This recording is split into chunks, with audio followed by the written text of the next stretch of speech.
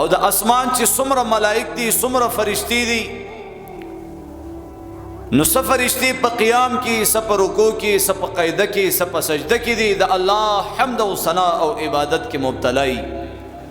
لیکن چې کله د رمضان المبارک میاشت راشي الله جل جلاله هغه ټول فرشتو ته حکم کوي چې ټول فرشتي عبادتونه پرېږدي او زما هغه بندگان چې هغه روزه دي زئی او داغي په دعاګانو باندې امين وای ای چې کومه دعاګانې کوي باغي باندې امين وای اما محترم داسې میاشت دا چې څومره سرکش او غټ غټ شیطانان دي ټول په ټوله باندې گرفتار شي وتړل شي او جهنم کې ورولي چې زما د احمد صلی الله علیه وسلم د امت د روزدار روزي خراب نه کی د جهنم ټولې دروازې بندي د جنت ټولې دروازې کلاوي د اسمان ټولې دروازې کلاوي او زما محترمو په پښمنی کې الله خپل رحمت را نازلې ان الله وملائکته یصلون علی المسحرین د الله فرشتي او الله په ذات خود په خپل باندې په پښمنی کوونکو باندې رحمت را نازلې او زما محترمو دا پښمنه د بعضو علماء په نسبت باندې واجب دی او د بعضو او اکثریت علماء په نسبت باندې دا مستحب عمل پښمنی کی دعاګانې قبليږي روزماتي ټیم کې دعاګانې قبليږي زما محترمو هر روزماتي په ټیم کې الله لس لک کسان د جهنم نه وباسي او جنت ته بوزي په هر روزماتي کې یو دعا خامخا لازم دا چې دا الله قبول کی حدیث کې جناب محمد رسول الله فرمایي نو دیر روزي دي دیر دعاګانې ستاده پارا داسې دي چې هغه ضرور به ضرور الله قبلې نو موږ د روزماتي په ټیم کې سکو زما محترمو هر روزماتي په ټیم کې د دې روزماتي په ټیم کې الله د هر روزدار نکاح د حور عین سره کوي د حور عین سره الله رب العزت د دې روزدار نکاح کوي هغه حور عین زما محترمو 70,000 غلمان غلامان به د دې دا بستا حوروي په جنت کې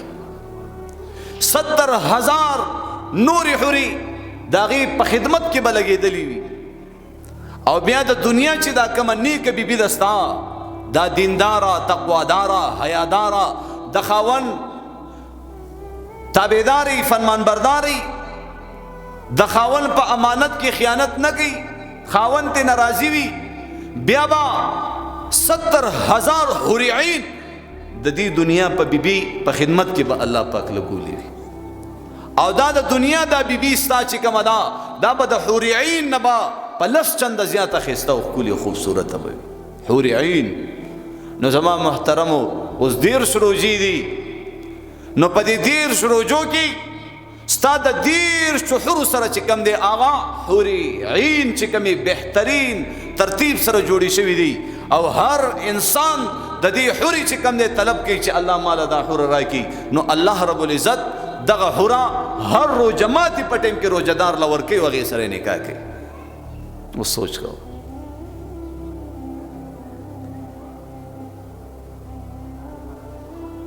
نو الله جل جلاله دغه خصوصیات د احمد صلی الله علیه وسلم امت ته ورګړي چې دغه د روزدار د دې خلینه چې دا کومه بدبوزي زما محترمو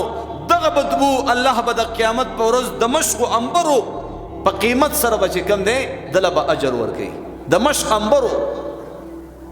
الله ته دا خوشبو د مشق انبرو نم زیاته خوښه ده د لوږې او د تندې د لاسه د انسان د دې خولې نه بدبوزي ګوره انسان کرکه کوي او الله ورسره د مشق انبرو نم زیات محبت کوي زما محترمو دا د رمضان المبارک میاشت دا د عبادت میاشت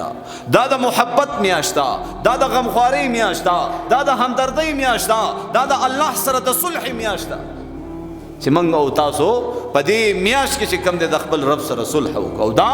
دا د تربيت میاشت چرسی عیسی نسواری د چرسو د ایسونو نه قلاریږي یاره عادت شوی مګنا نو پدې رمضان کې ته په مونږ او دس باندې عادت نشوي ته پدې رمضان کې د قران مجید په تلاوت باندې عادت نشوي پدې رمضان کې د خپل سترګو استعمال دې ټیک نګو د خپل غوګونو اوریدل دې ټیک نګړه